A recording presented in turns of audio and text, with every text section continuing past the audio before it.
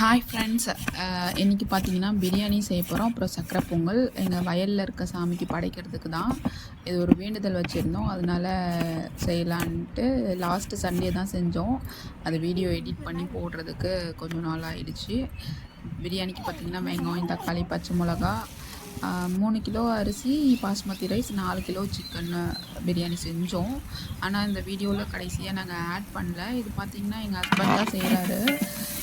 Natural வழியாக விறகடுப்பில் வச்சு செஞ்சுட்டோம். நல்லா சூப்பராக வந்துச்சு. ஆனால் கடைசியில் வீடியோ போட முடியல, படைக்கிறதுக்கு ரொம்ப லேட் ஆகிடுச்சு. அதனால் படைச்சிட்டு சாப்பிட்டு போக தான் கரெக்டாக டைம் இருந்துச்சு. இன்னொரு நாள் பிரியாணி செய்யும்போது உங்களுக்கு வீடியோ போடுறேன். இது வந்து பொங்கல் வைக்கிறப்போ எடுத்தது. பார்த்திங்கன்னா சாமிலாம் க்ளீன் பண்ணிவிட்டு அபிஷேகம் பண்ணிவிட்டு துணிலாம் போட்டுட்டு அதுக்கப்புறமேட்டா பூஜைக்கு எல்லாமே ரெடி பண்ண அப்புறம் பொங்கலுக்கு வெல்லம் பார்த்திங்கன்னா 1 கிலோ அரிசிக்கு 1 கிலோ வெல்லம் கணக்கு வச்சு சக்கரை பொங்கல் வச்சோம். சக்கரை பொங்கலும் நல்லா வந்துச்சு. ஃபைனலாக சாமி வந்து படைச்சிட்டு சாமிக்கு வந்து இங்கே வந்து இந்த சாமிக்கிட்ட பிரியாணி வைக்க மாட்டோம். அந்த பக்கம் ஒரு சாமி இருக்கும், அந்த சாமிக்கிட்ட தான் பிரியாணி வச்சு படைப்போம்.